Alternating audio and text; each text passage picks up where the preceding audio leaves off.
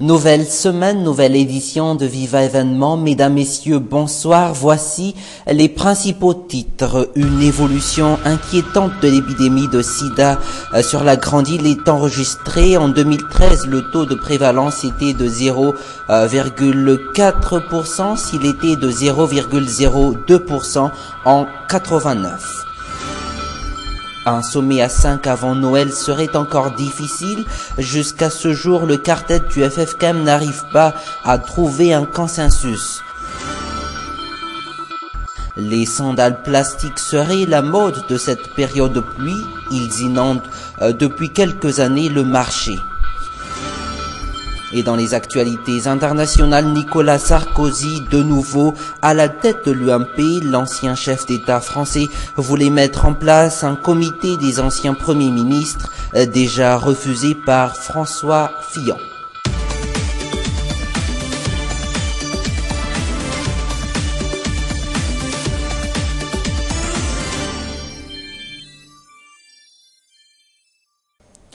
Mais d'abord, vendredi, nous avons parlé de ces personnes arrêtées à Mbudvoun avec des armes et des amulettes, une arrestation qui a fait débat et qui a créé une psychose auprès des Tananariviens. Une crainte d'invasion des Dahal a vite fait son chemin sur la capitale, une crainte prise en considération dès vendredi même par les éléments des forces de l'ordre, Aris Ariel et Nzar Ranjiantsu.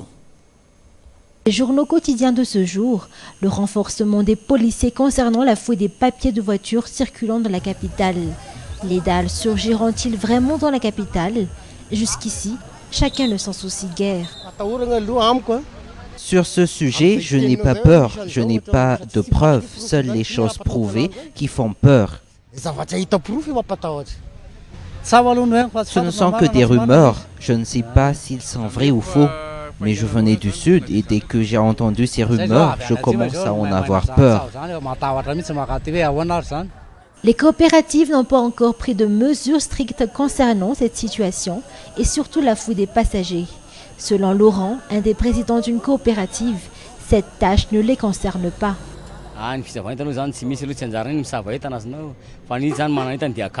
Nous ne procéderons pas à des fouilles des bagages. On ne fait que les monter. Seuls les policiers font ces fouilles.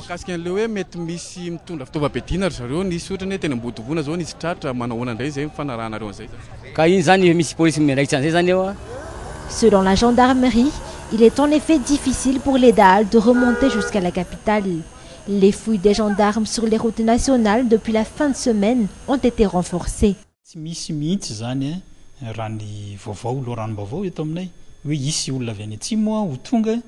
Nos renseignements ne font pas état de ces soi-disant personnes venant du sud pour terroriser. Pour les fouilles, ceux qui utilisent la RN4 par exemple le savent très bien. En Boudjadji, nous faisons toujours ces fouilles. De même, en Batumravav sur la RN1.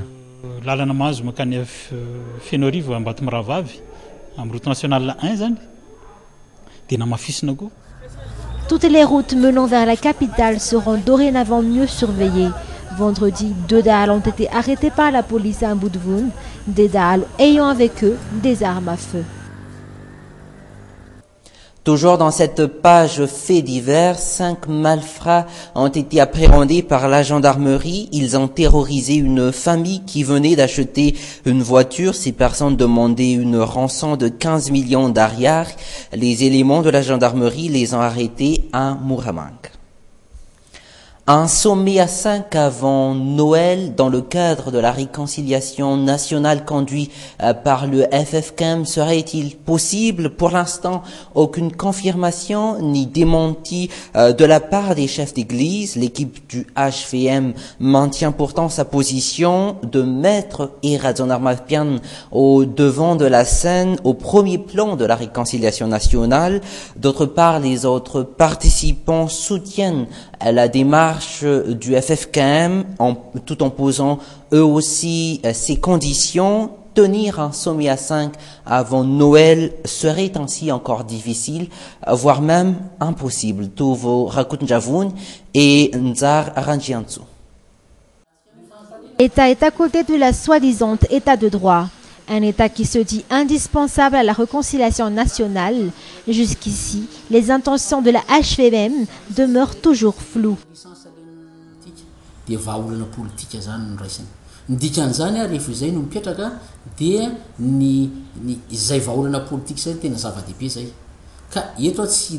On doit prendre des mesures politiques. Je ne suis pas là pour évoquer qu'une certaine personne devrait être jugée. La réconciliation nationale est importante afin d'avancer le pays. Si la réconciliation sera effectuée, cela veut dire que le pays est en pleine progression.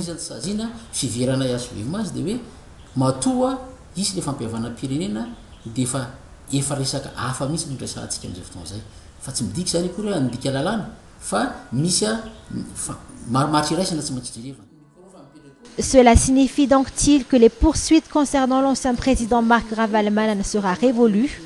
Où est l'état de droit dans tout cela? L'exécution des lois y afférentes de l'état de droit est toujours exigée par les députés Mapar. Justice avant réconciliation, avant une quelconque progression vers les 4 F des FFKM. Devant un accroissement de réconciliateurs durant cette 4e République, les conseillers de la présidence ont affirmé ce jour que seul le président peut l'entamer.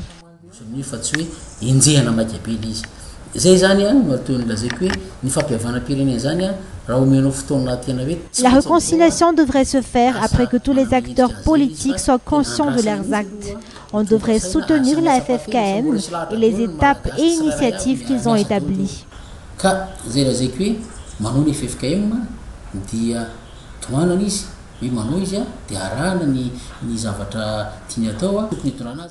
Peut-on donc vraiment croire que le président actuel serait celui qui entamera la réconciliation? Un président des plus critiqués selon ses actions et sa violation des lois constitutionnelles. Si Eraduna Ramampian entamera vraiment la réconciliation, il sera donc un réconciliateur, mais aussi un réconcilié. Certains politiciens qui, eux, avouent que le président actuel devrait se repentir aussi de ses actes.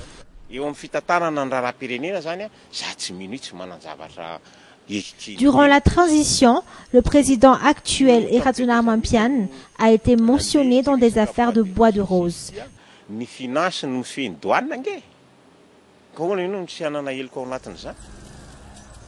La tenue de la réunion des 5 chefs d'anciens présidents d'État le 24 décembre serait donc aléatoire, une réunion présidée par la FFKM. Pourtant, l'actuel président désire à tout prix le diriger. Sans transition, Jean-Max Rakutmamoud convie des maires à une réunion ce matin des élus de la région Sava qui ont été spécialement invités pour assister au dernier congrès malgache de la route à Ivat. Vous les voyez sur les images à la sortie de la réunion avec le président de l'Assemblée nationale, une invitation et un traitement spécial à quelques jours de la première assemblée générale du parti au pouvoir, le Irvovau One Madagascar.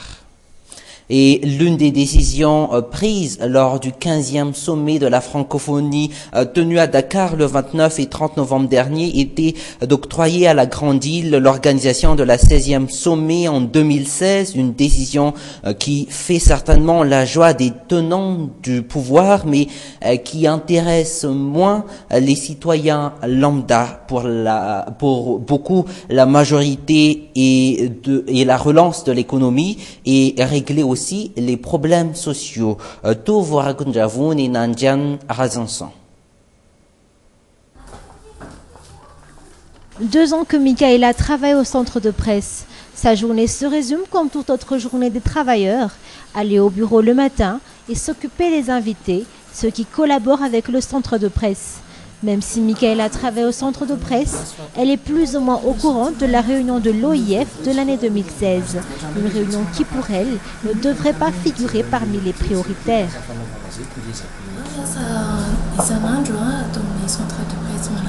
J'ai déjà entendu parler de cela, mais je ne connais pas très bien les objectifs de ce sommet de 2016.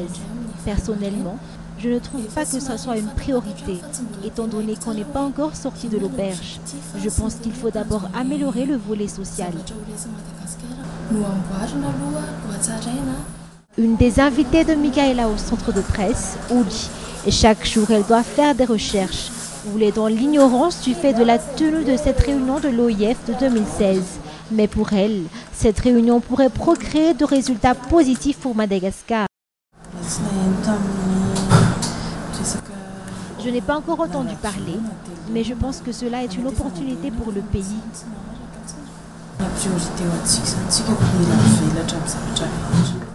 Pour les simples citoyens, cette réunion ne figure pas parmi les priorités. L'amélioration de la vie quotidienne de la population devrait être le plus considéré. Une réunion pour eux qui n'est pas importante. À mon avis, il faut prioriser le social avant ce sommet. Je pense qu'il faut d'abord se concentrer sur le social. Personnellement, je demande à ce qu'on règle d'abord les problèmes sociaux.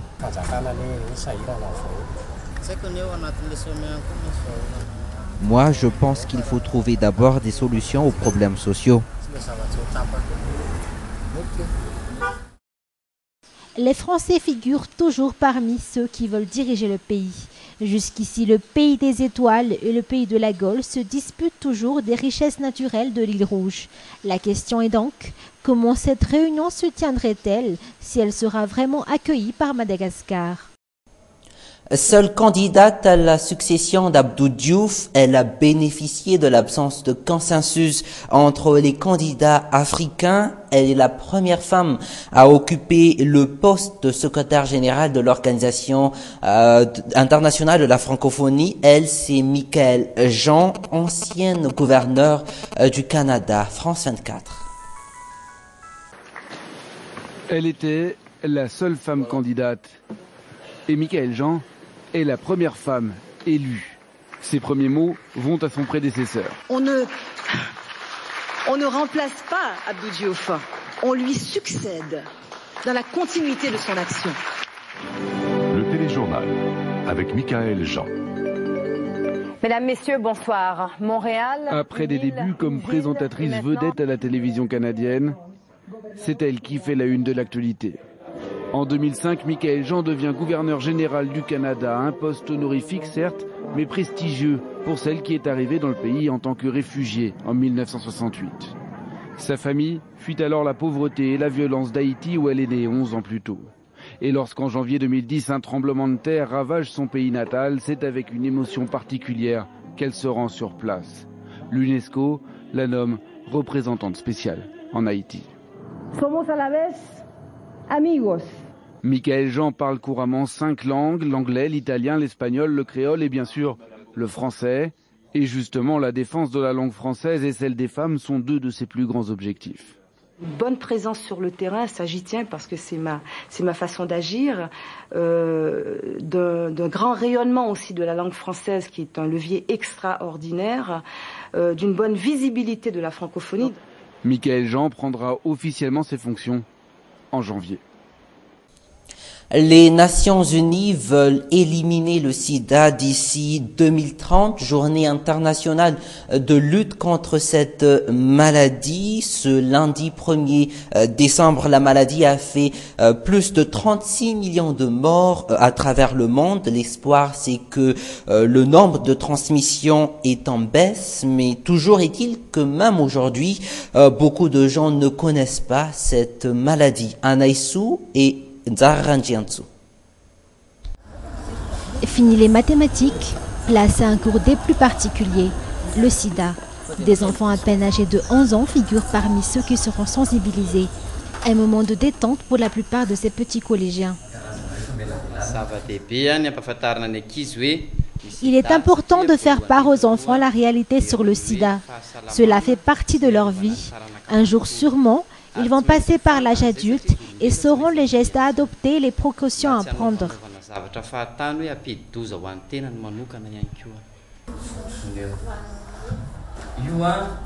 C'est la marque qui indique que le sujet ici concerne le sida.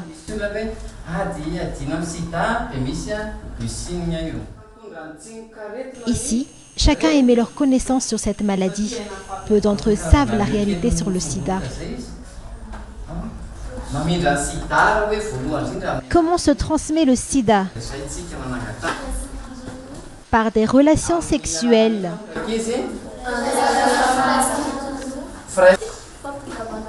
Par les échanges de pantalons. Cette information est fausse. Le sida ne se transmet pas par les échanges de pantalons. Par l'utilisation des appareils mal nettoyés, à l'exemple de seringues. Le message est passé. Un apprentissage des plus captivants pour la plupart. Une leçon pas comme les autres. Durant l'animation, la bonne humeur était au rendez-vous pour ces jeunes. Malgré leur jeune âge, chacun tout de même aimait son avis concernant le sida. On doit bien nettoyer les seringues. Chacun doit être propre et ne pas faire de relations sexuelles.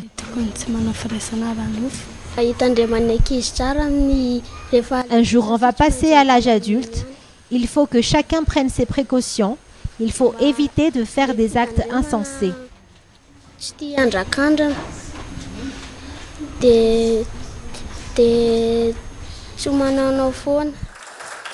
Précaution, tel est le mot le plus prononcé lors de l'apprentissage.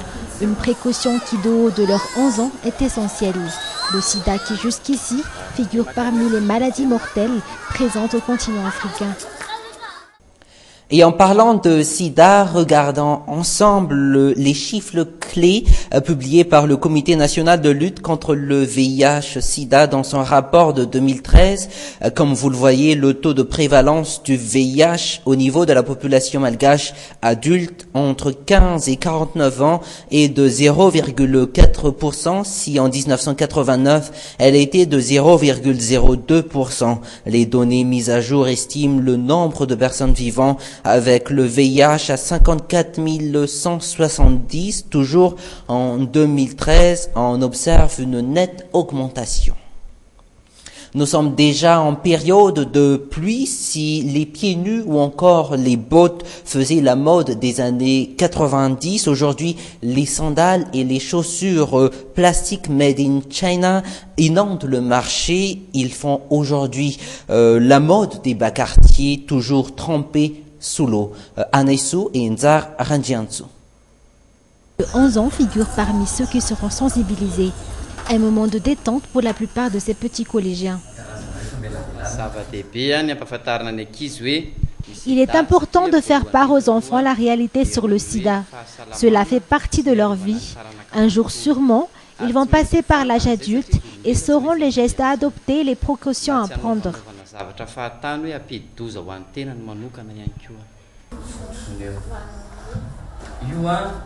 C'est la marque qui indique que le sujet ici concerne le sida.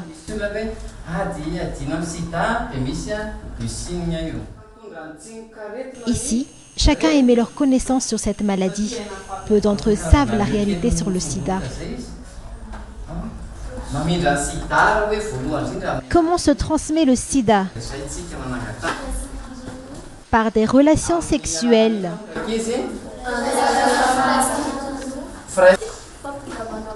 Par les échanges de pantalons. Cette information est fausse. Le sida ne se transmet pas par les échanges de pantalons. Par l'utilisation des appareils mal nettoyés, à l'exemple de seringues. Le message est passé.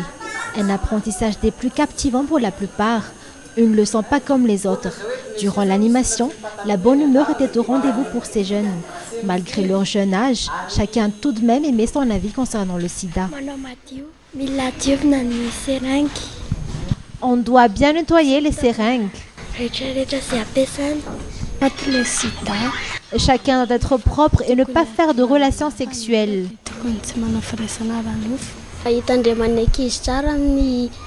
Un jour, on va passer à l'âge adulte. Il faut que chacun prenne ses précautions. Il faut éviter de faire des actes insensés.